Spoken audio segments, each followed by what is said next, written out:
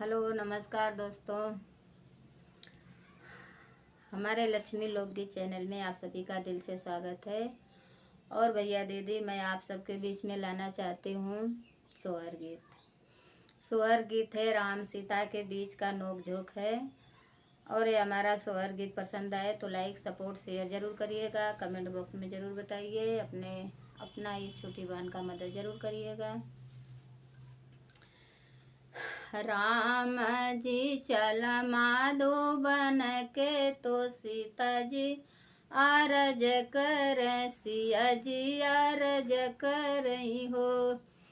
स्वामी हम हूँ चलब माधोबनवा, तो घर नाही रहबो त घर नाही रहबो न हो।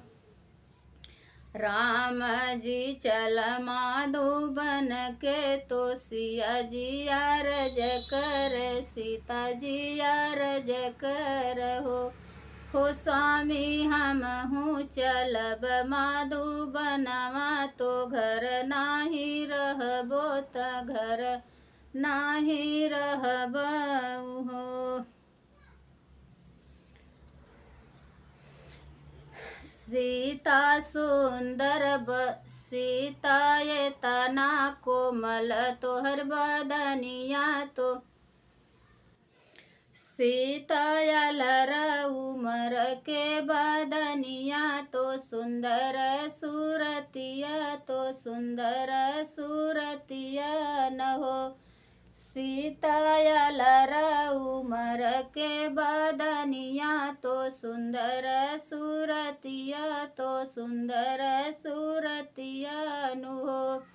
सीता कैसे रहबू हमारा ही संगवा, तो जंगल ही बीचवा, तो जंगल ही बीचवा हो। सीता कैसे के डोलबू तू कुश कंकड़वा पे हो। सीता कुश कंकड़वा कैसे डोलबी हो। स्वामी जब रहबै तोहरा ही संगवा, तो सब हर दुखवा, तो सब हर विपतिया नु हो।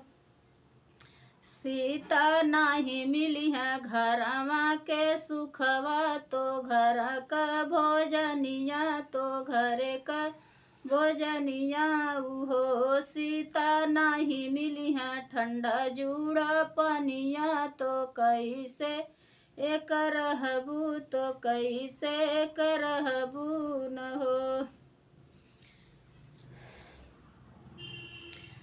स्वामी तोहरा संग खैब फल फ्रूटवा, तो झरना के पानी पियब, झरना के पानी पियबई हो। स्वामी कुश के चटैया हम सोईबई, नीदरिया भले आई है, नीदरिया भला आई है नु हो। स्वामी कुश के चटैया हम सोईबे, नीदरिया भले आई है, नीदरिया भले आई है न हो।